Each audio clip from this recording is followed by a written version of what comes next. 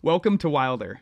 Today, I'm honored to be joined here by Nick Larghi, who is a winner of our very own 2024 Wilder Photo Competition, with more than 815 participants and live judging amongst some of your favorite wildlife photographers here on YouTube. Nick, it's really good getting to talk to you. Congratulations again on your winning image for our competition. That was absolutely phenomenal and breathtaking. Can you tell me a little bit more about how you captured this image? Absolutely, Jeremy, and thank you for having me here. At the time I was living in Hawaii, so I had a lot of opportunities, but outside of work, of course, to play with underwater photography. And this was taken at one of my favorite dive sites. And on a nice day, in this one corner of the reef, there are a lot of sea turtles. They're under ledges, they're grazing. There's always at least six or so. And this day, right at the entrance of where we start our dive, I noticed there was a lot of sea turtle action in this one spot, and I've always wanted to get a nice silhouette of any animal, but especially a sea turtle with the sun rays, because I like silhouette work. I know it's not the hardest type of photo to get, but I like to do it with bears, birds, So I really wanted to get one with the sea turtle, because underwater, when you get those sunbursts, it's really beautiful. So my wife and I were diving, and I noticed the sea turtle came up for air. And what they like to do is they like to look down. It takes them a minute after they take a breath, and they like to look for a spot to either graze or sleep. So I knew I had a little bit of time to work with, but not a ton, right? So I kind of went nice and slow and controlled underneath the sea turtle. I was pretty far from it. I was using a wide angle lens, right? And I zoomed in. I think I was at 24 to 35. And then I lined up the sea turtle with the sun. And I took a few frames, but I picked the one where I thought the sun lined up the best with the sea turtle. So it was when I saw it in camera, I was like screaming through my regulator to my wife to show her. And what I love about the photo is that I didn't really edit it that much. So it's more or less straight out of camera. And those are like my favorite types of shots. So, Yeah. I can imagine the moment underwater, trying to show the wifey. Because there's definitely a lot of moments where you're like, this is so frustrating. Yeah. But when it works, you're like, oh, this is great. So rewarding. It was really cool. Yeah. Yeah. Yeah. And I think that's so cool too. How you mentioned like it's, was really close to home, because I feel like a lot of times it's so like you feel, I don't know, it feels like, I guess, almost like like FOMO when you see all these amazing photos all around the world, and you're like, oh, you almost get like an inclination or you feel like almost like a need to have to travel somewhere to get the good photo, Yeah. right? But a lot of times, like, some of the best photos you can get are with species you're really familiar with, that you spend all the time with. And I love for you how that was so, evident in the work that you did. You knew how they kind of behave, and you watched that behavior going on, and you're like, this is my moment. I'm going to take advantage of it. And you executed very well. So that's cool. Yeah, and I agree. Because just real quick, because I fall into that all the time too. Like, oh, you see people going to Africa or this or that, but there's a lot of cool animals in most people's backyards, right? So I always tell people to pay attention to the small stuff too. I know for some people a sea turtle is exotic, but in Hawaii they're super common, right? But yeah, if you have the right conditions, you can make a really beautiful image out of almost any animal, right? I love that. As someone myself who doesn't engage a lot with underwater photography, what are some of the unique challenges of photographing underwater as opposed to above water? Right. So that's a great question, because I think about that a lot, because I do a lot of on-land work as well. The first thing is the actual skill involved in diving. It's not the hardest thing in the world, but you have to really fine-tune your diving skills when you do underwater photography, because these camera rigs, and mine's smaller than my old one, but they get big, especially if you have flashes and stuff.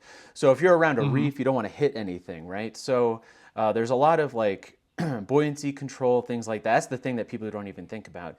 Then there's gear selection, and it gets kind of expensive. But underwater, I'd say the hardest thing is that compared to like a bird where you could be 50 yards away, underwater, you have to get really close to your subject to get a good shot, because in the water there are particles, and this is one of the challenges to underwater photography. And like when I free dove in Alaska, there were a lot of particles in the water. And when I was taking photos of the nudibranchs and crabs and stuff, you had to get really close to them to get a clear image. So there are a lot of variables, and every dive could be different. This dive site where I took this photo was really clear that day, but a week later we had a storm roll through, and it turns up all the water, and the visibility was bad. So it's being able to think on the fly and think on the fly when you're underwater. That's the biggest trick, I'd say. Besides all the gear considerations, that's what I would say. And it's just being comfortable enough with your camera to change the settings without having to think about it too much.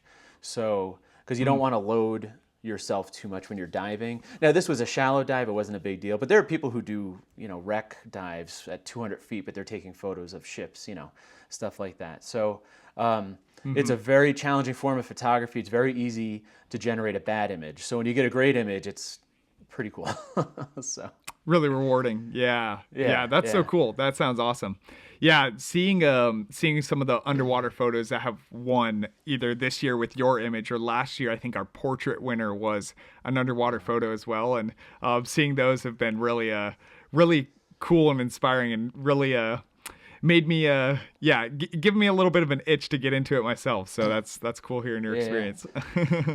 How do you feel like so underwater or not, what's your kind of process of pre-visualizing your images? Because I feel like, after you won the event, I was looking through some of your stuff, and you have some fantastic work. And it feels like a lot of it looks like it's very much so intentioned. Like there's a vision behind it, and there's a kind of a purpose and a reason for how you composed it or things like that. What's your process of pre-visualization before you capture the image? So that's a really good question too. I'm not always the best at thinking on the fly. So my best work comes when I'm most familiar with something, whether it's an environment, an animal, etc. So like we just did a big road trip for the past 2 months before I took this job where I am now. And it was really hard for me to get great photos. Well, also I was with family, but I didn't know the area I was in that well. So pre-visualization, the first step starts with like intimacy of the thing that you're trying to achieve.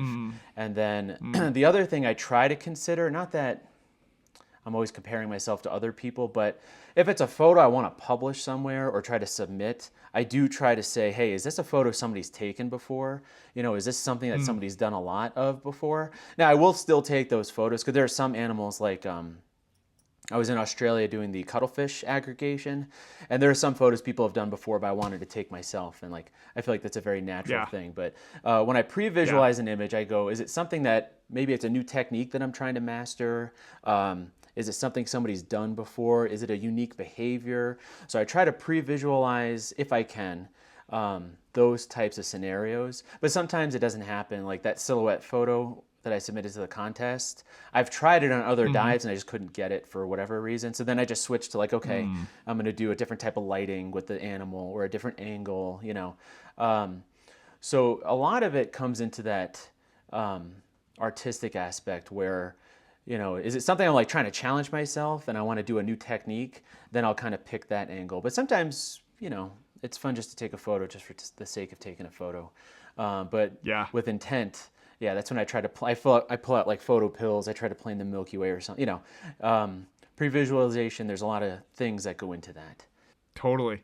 Yeah, that makes a lot of sense. Yeah, and sometimes you just want to get the classic photo for your own personal keepsake. Like for example, when I was in Norway this last May, I couldn't resist to not get those classic portrait photos of the puffins, that are all over everywhere that everyone has. But I was like, I got to do that, But when I'm thinking about okay, how do I make this different? How do I make the image that really stands out and pops?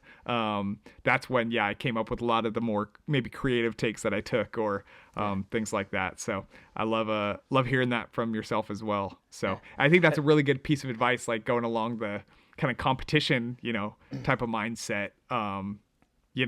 That's so much of what makes an image stand out in a competition is how unique is it comparatively to all the other images that the judges have seen. So Right. Yeah. And I think it's a very natural thing.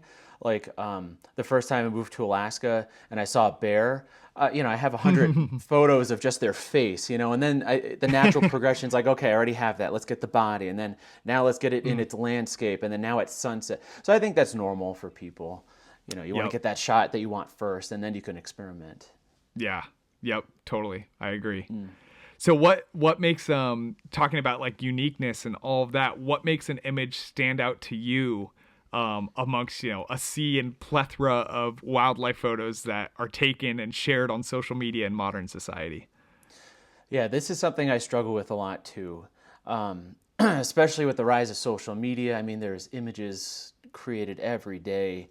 I think I'm going to borrow some terminology I've gotten from other photographers. I think a really great standout image is something that makes a person like change their emotion when they look at it. They go, wow. Or it makes that person want to learn more about that animal or behavior or something. And that's the big black box is like, how do you do that, right? If there was a formula for it, we'd all do it, right? So, Yeah. but I know it's kind of a vague answer, but I think it's kind of like when you look at a Nat Geo magazine or when they used to publish, or you look online and you're like, whoa, that's a cool image. How'd they get that? It's that emotional impact on the person. That's what makes a great standout image. And the way you accomplish that could be different in many different ways. But it's something that makes you just sit there and I kind of say like it alters your brain chemistry. Like you sit there and you're like, I'm going to remember that photo, That's what makes an image stand out.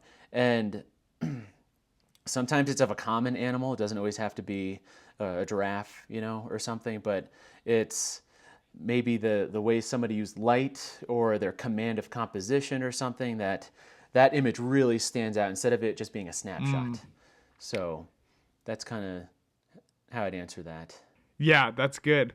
Yeah. I wonder if like kind of going along that vein, why I wonder if that's why like maybe a lot of wildlife photographers are I guess maybe wildlife photography historically has been so focused on like the tight angles and the really up close details because like back when they like digital cameras first became popular and you could just snap away and you were able to get access to like huge telephoto lenses.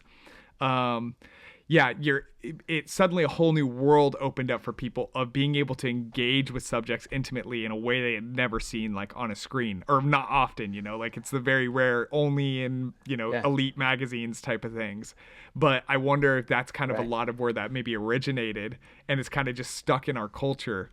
But the interesting part is that like now that's so common, that is the mainstream. It's like the hard part is pulling away from that into maybe a little bit more of a unique take than might be just your everyday wildlife photo. So yeah, I used to shoot film with a big like 4x5, and it's such a different process. It's so slow and everything, and you're not doing wildlife with that. But I agree. I think the technology has gotten so much better. I mean, now they have what is it? Sony has like 20 frames a second or something or more, and you can capture a bird flying, and then you just pick that one frame that you want.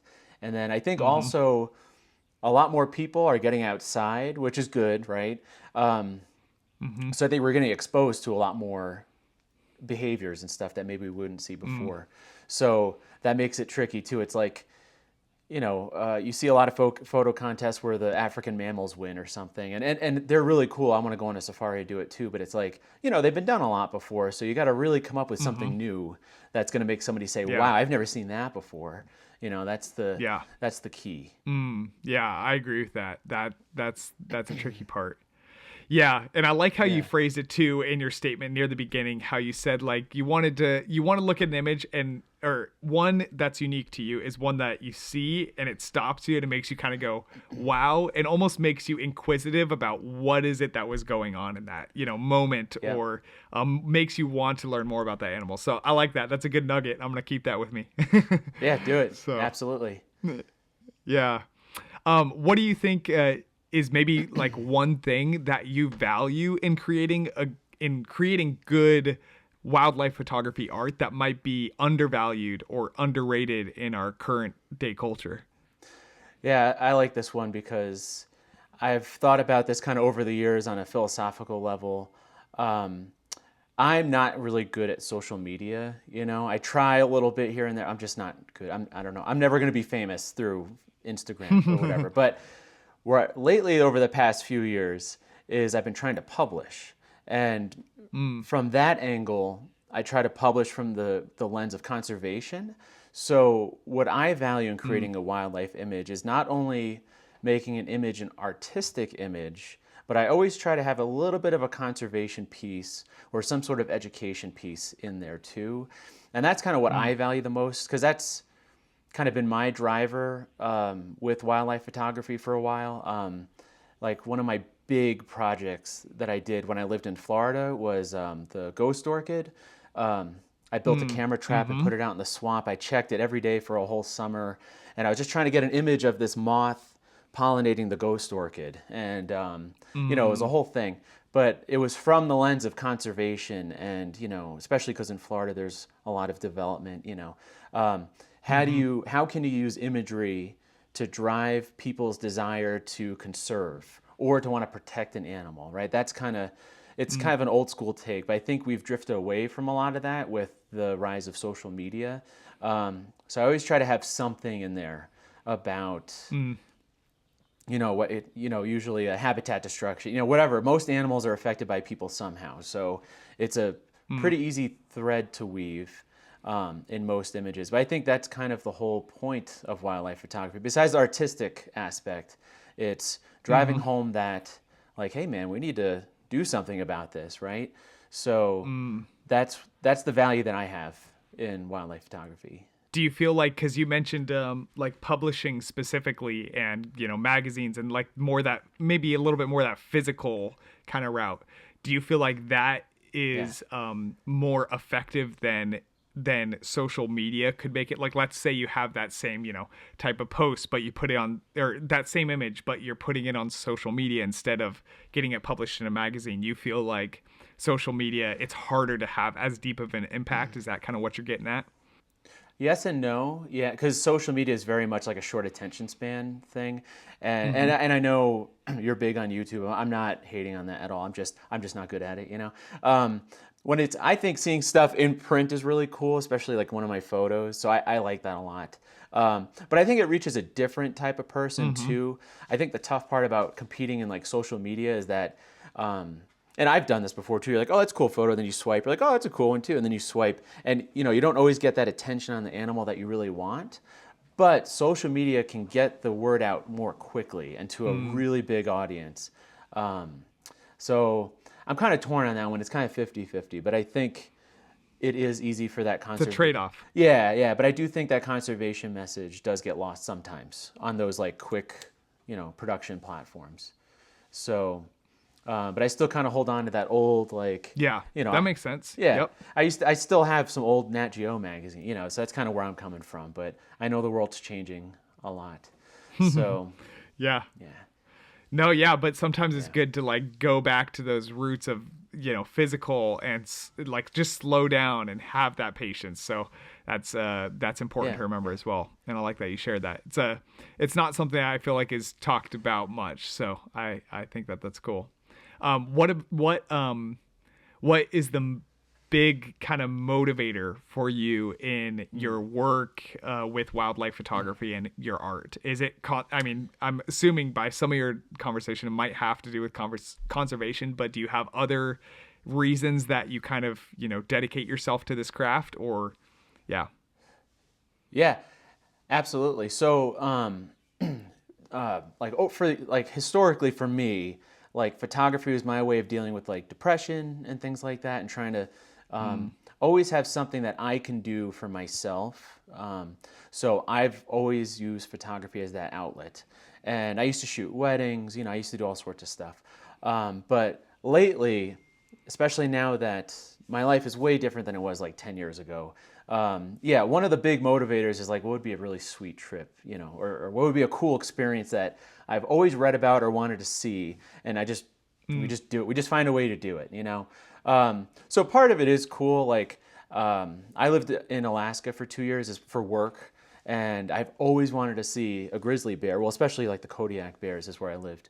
And so my wife and I were like, let's just make it work, let's go do it. And so part of it is that, like, I hate being a checklist person, but you're like, man, I got to see the grizzly bear, I got to see the Australian cuttlefish, I've seen a blue ring octopus, tiger shark, you can go down the list. So there is that kind of, like, I have a biology degree. I have 2 of them, whatever. I don't use them anymore, but I've always been interested in biology, and it is that kind of, like, that little kid in you, like, can you believe we saw that? Like, that was really cool. Oop, lost an AirPod. That's all right.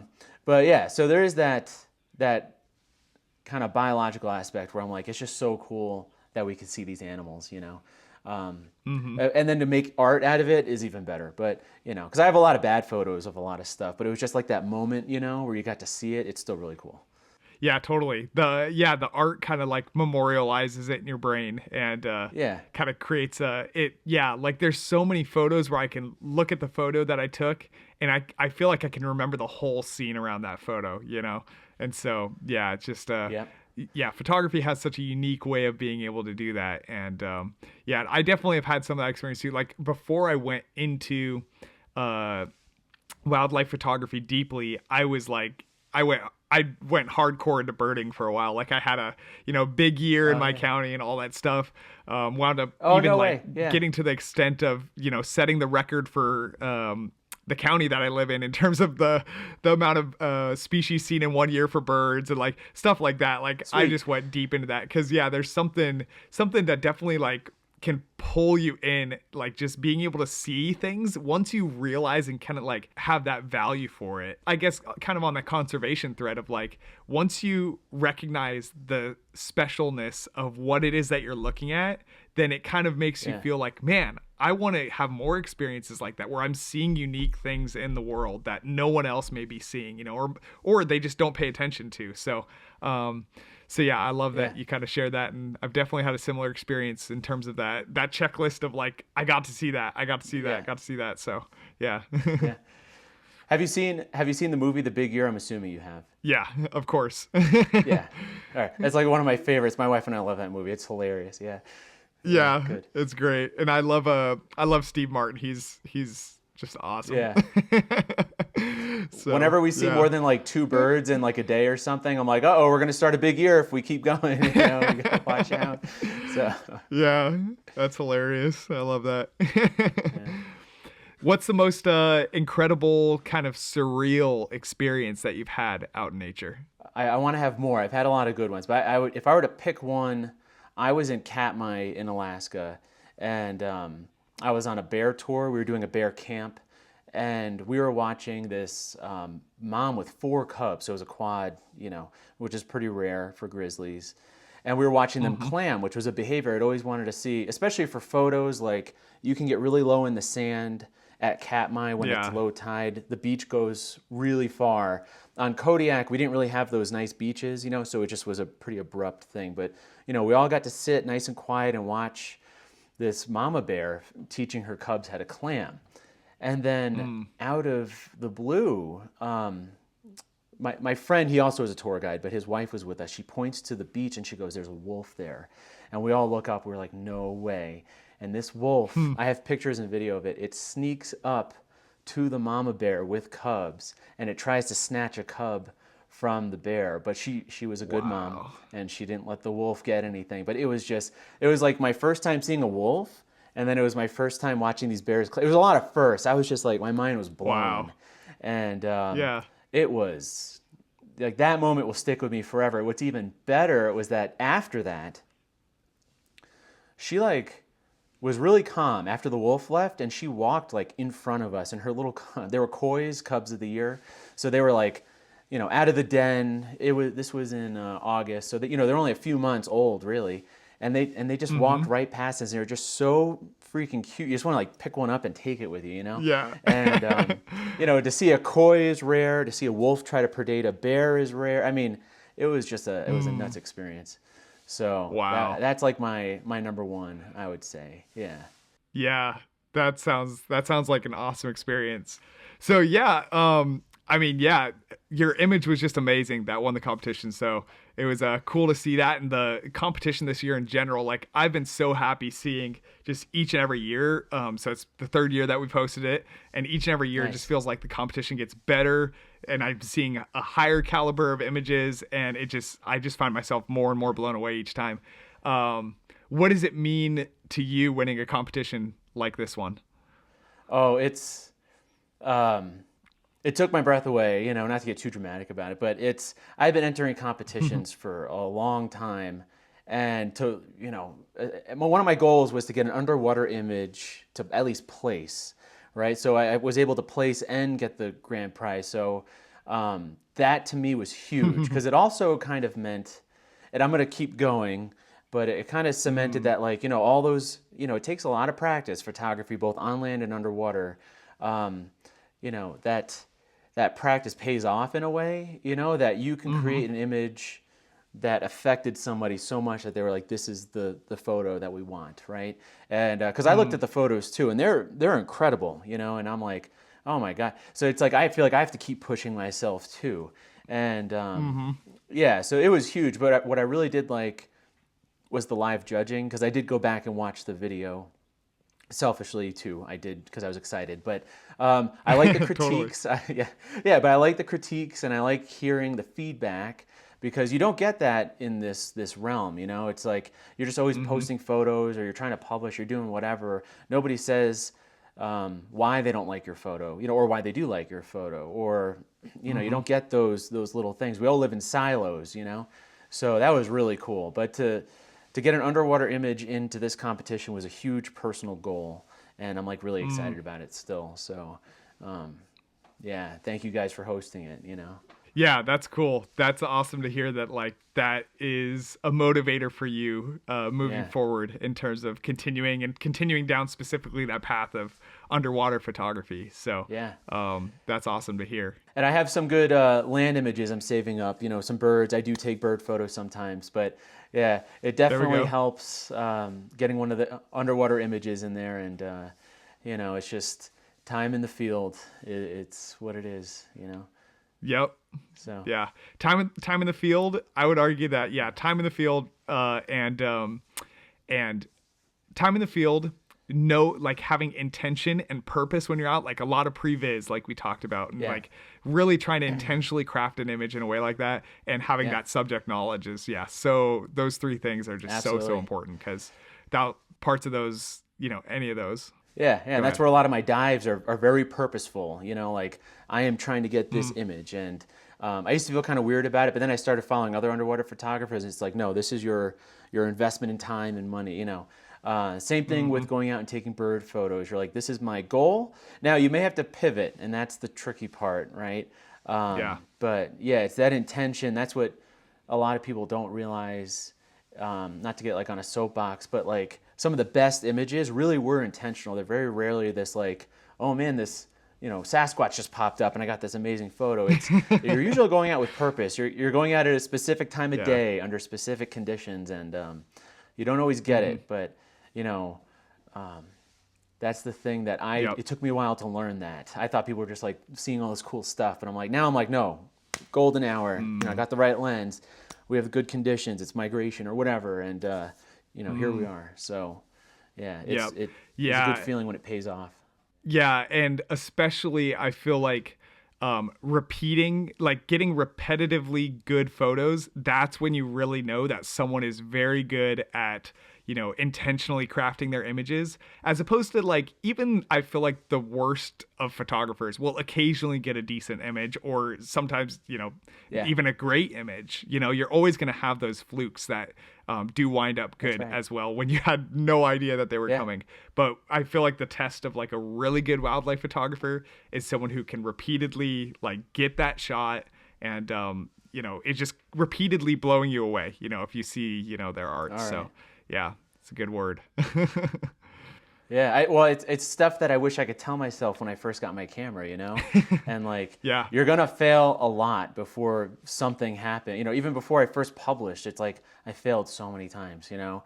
And Yeah. so sometimes I go out and not intentionally failing, but I'm like, all right, today I'm just gonna experiment the daylights out of this technique, and it probably is gonna be terrible, but you know, once you master it, then it's great. So I think that's where some people are too afraid to fail, you know? With certain things, but yeah, that's kind of been my biggest lesson, is that you just got to plan it and then execute it. And sometimes it doesn't work. I like camera trapping, but a bear in Alaska just completely destroyed my camera trap. So it's just like, sometimes it doesn't. Yeah, and it wasn't even on. That was the thing. It just like didn't like it on the tree, and it just like tore it off the tree. And I was like, oh my god. So you know, sometimes I try to get a wide angle of a grizzly bear walking up to my camera. I have a picture of him also destroying that camera too, you know. So it's, you got to plan and you got to have intent, but you got to also accept failure. So, Yeah. you know, sometimes Totally. it happens. Yeah, yeah. Yeah. Well, I love that. Yeah, thanks so much for sharing that, Nick. It's an honor to get to talk with you and get to ask you about your winning image and just getting to hear all of your thoughts. And you have some amazing work, so I hope you continue to keep it up, and I hope to see you in the years to come in the competition. So, thank you. I sincerely appreciate it, and I thank you for your time, and you know, especially the judges' time too. Like, they really did have some really good critiques of everything. So you guys are great, and yeah, I'm hoping to see more of everybody again. Thanks for watching. If you want to make sure and catch the 2025 Wilder Photo Competition, which is the only wildlife photography competition in the world, all judged live in real time here on YouTube, make sure to subscribe to our newsletter in the description below. And if you guys want to see the event for yourself, you can check out this video here in the end screen.